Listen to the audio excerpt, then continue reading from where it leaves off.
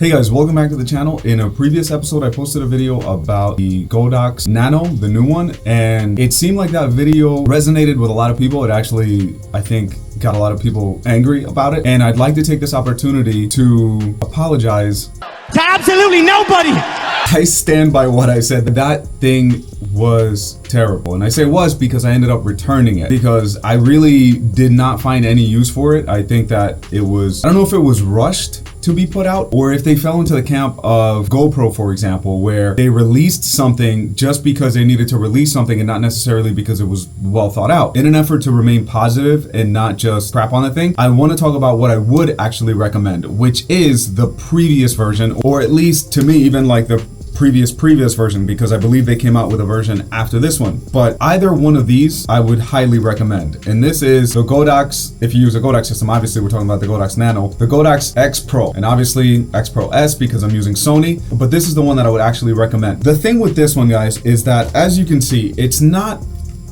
as small as the Nano, but it's not a humongous piece of equipment. So a lot of people that were talking about, oh, it's because of the size, I like how small it is, blah, blah, blah. Okay, I can see why you would say that, but at the same time, I don't really see like this is a huge cumbersome piece of equipment. Why would I use something that's not as intuitive just because it's smaller? I feel like this thing was definitely more tested by photographers before it was released. One of the key things is even just turning it on, you turn it on, and it's on. It's ready to go. I know with the other one, you have to go through the whole introduction of it and it shows Godox and it loads up and all that. And I made a little bit of a joke, kind of like, hey, I don't need to know every single time what I bought. I know what I bought. But I understand that they put that as a distraction, basically, so there's not just something circling that it's booting up. I don't give a damn about a beautiful fancy screen if it's slowing me down in the middle of a shoot. I understand how negligible it sounds, that like that little bit of waiting seems like me just complaining, but when you're in the middle of shooting family sessions and mom is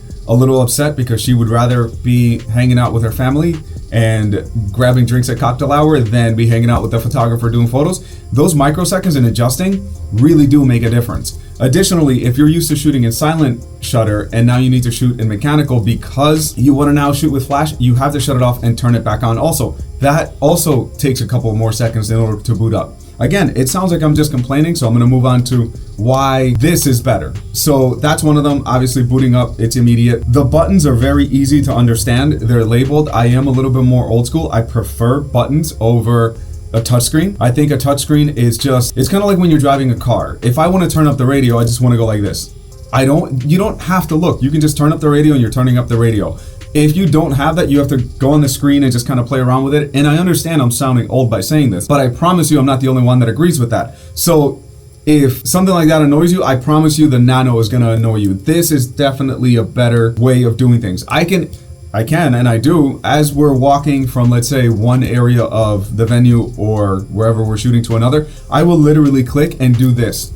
And as I'm doing that, I know that I'm adding power, taking away power, because let's say we're shooting indoors and I'm at 1/128th of a second. If we're gonna go outdoors, I just go channel A and I click it because I know where it is, and then go to the right. I know that I'm adding power. I'm probably gonna be at full power if I'm shooting midday outside. I'm literally doing that without even looking down at my equipment. If I wanna go to channel B, I know I just hit B, mode, now mode one more time because we don't shoot in TTL, and then you just turn it up and turn it down. It's so much easier, in my opinion, than the little touch screen and all that. So function on this is, in my opinion, way better. You want to turn on the modeling lamp, it says MOD right there, click that button, turns on the modeling lamp. You want to shut it off, hit it again. You want to adjust all of the flashes at once, you hit all, and then you adjust your flashes all at once. You add power, you take away power, so that way it's nice and convenient. You want to do high speed sync? Actually, somebody left a comment on the previous video.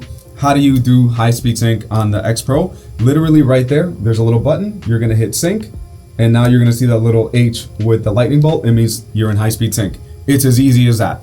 I just feel like everything that you actually use is just right in front of you. So again, zoom. I don't really use it because I use the 8200 mostly, but you can zoom your flash in if you want a tighter beam. And right there, A, 24 to 200. So you can change it as much as you want. You want to hit test to make sure that your flashes are going off. Take it off of zoom. You want to test it out so to see if all your flashes are going off. It's literally that button right there. That's also why, if you look on mine, it's a little worn out, because I do test them quite a bit.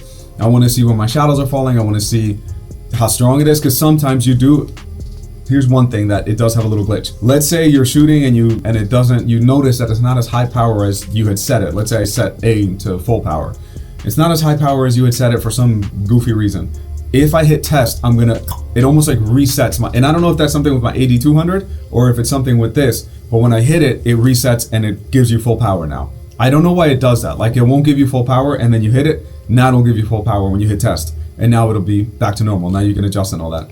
I don't know why it does that. Again, I don't know if it's the 8200 or this unit. If you guys want to let me know if you've ever ran into such an issue like that. But again, to me, that was just another situation where things are just laid out in the right spot. I remember with the Nano, I would have to go to the right. And that was one of my biggest gripes, that I had to go to the right in order to adjust the power, which doesn't make any, I'm not gonna curse, doesn't make any sense going to the right over here to change power if most people are righties.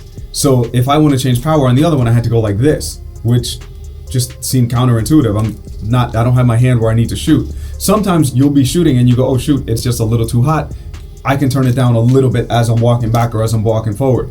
With that, it was just, it seemed kind of stupid to do this as I'm shooting. That doesn't seem intuitive. This seems a lot more intuitive. Again, this is my personal opinion, and the thing is with the previous video, there was a lot of division. So a lot of you guys left comments agreeing with me, and a lot of you left comments completely disagreeing with me and saying that I'm old and just get used to the new system. Fuck that. If the new system is not better than the old system, I'm sticking with the older system. This is a better system. So I would recommend you guys, if you don't have one, go with this one. This is a much better, more intuitive, easier to work with system. Another thing that I wrote down in my notes, let me see here. Buttons, form factor, size, again, negligible. Battery, this has AA batteries. So let me show you guys. You're about to go shoot, you have AA batteries, they're dead. Ah, shoot, I forgot to charge them.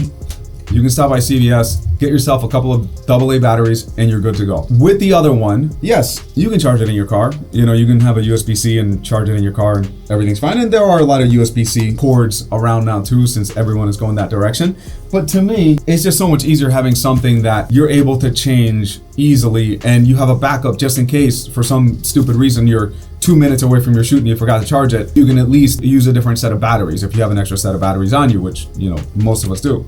So that was one thing. The only thing, rechargeables, no matter how full they are, it never shows you full on the meter. It always shows you that it's not full. But one thing that I'll tell you guys is I've shot with that like easily 4 or 5 months without changing the batteries, and it's completely fine.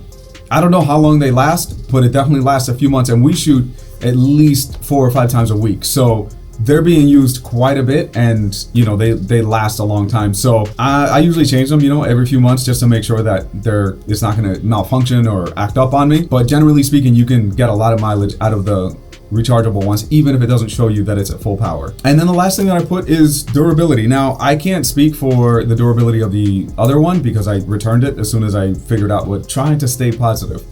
When I figured out how not good it was, at least for my purposes.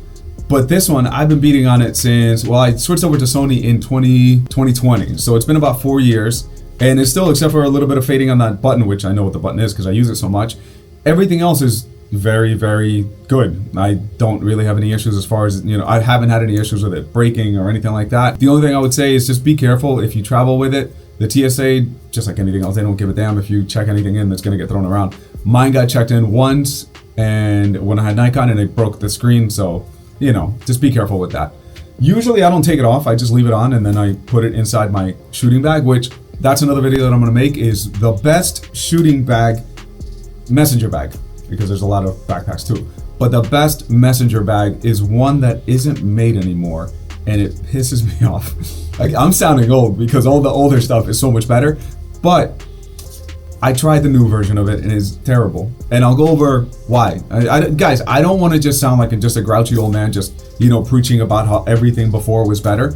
I'm gonna show you guys exactly why the others were better. My team, most of them, every single one of them that has the new one isn't happy with that. They prefer the form fit of the older one. I'm going on a tangent right now. Anyway, if you guys made it this far, you appreciate what we post. You appreciate the fact that we're not just a bunch of techie nerds, that we actually, these are the things that we use in the field.